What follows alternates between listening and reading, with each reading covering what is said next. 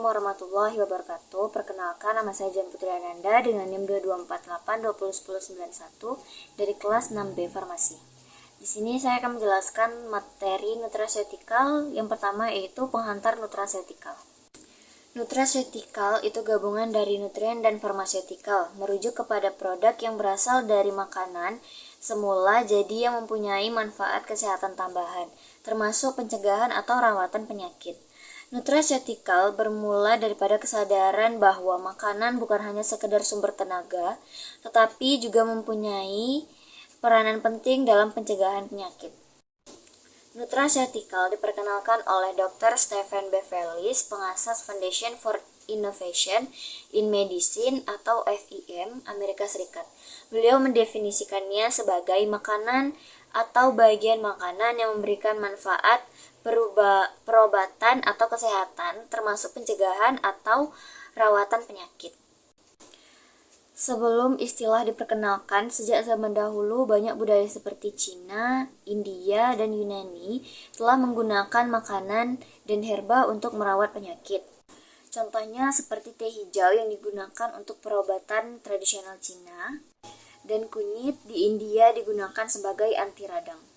Era 90-an, kemajuan sains pemakanan, penemuan tentang antioksidan, fitokimia, dan fungsi mikrobiota usus menjadikan makanan sebagai alat songkongan kesehatan yang lebih saintifik.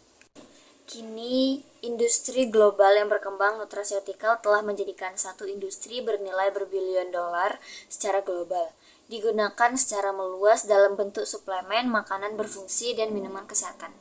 Materi selanjutnya yaitu kerusakan bahan pangan. Kerusakan bahan pangan adalah perubahan fisik kimia atau biologis pada bahan makanan yang menyebabkan penurunan mutu, nilai gizi, keamanan, dan daya terima oleh konsumen. Jenis-jenis kerusakannya yaitu ada kerusakan mikrobiologis, kerusakan mekanis, kerusakan fisika, kerusakan kimia, dan kerusakan biologis. Selanjutnya itu penyebab kerusakan bahan pangan. Itu yang pertama dari suhu. Terlalu panas atau terlalu dingin itu mempercepat reaksi atau merusak struktur. Selanjutnya kelembapan tinggi mempercepat pertumbuhan mikroorganisme. Lalu cahaya itu dapat merusak vitamin, terutama vitamin A, D, dan B2. Oksigen itu memicu oksidasi lemak dan vitamin. Mikroorganisme itu menjadi penyebab utama pembusukan, dan yang terakhir ada enzim alami itu menyebabkan reaksi dalam bahan setelah panen. Dampak dari kerusakan bahan pangan itu yang pertama penurunan nilai gizi dan sensoris, potensi bahaya kesehatan, kerugian ekonomi, dan pemborosan pangan. Selanjutnya pencegahan kerusakan bahan pangan yaitu dengan cara pendinginan atau pembekuan, pengeringan, pengalengan, pengasapan, pengemasan yang baik, lalu penggunaan bahan pengawet alami atau sintesis, dan yang terakhir dengan kontrol kelembapan dan suhu penyimpanan. Materi selanjutnya yaitu mencegah kerusakan bahan pangan. Yang pertama itu dengan penguatan suhu tinggi dengan proses blansir. Bisa dilihat pada tabel itu lama waktu blansir dari beberapa jenis sayur sebelum dibekukan.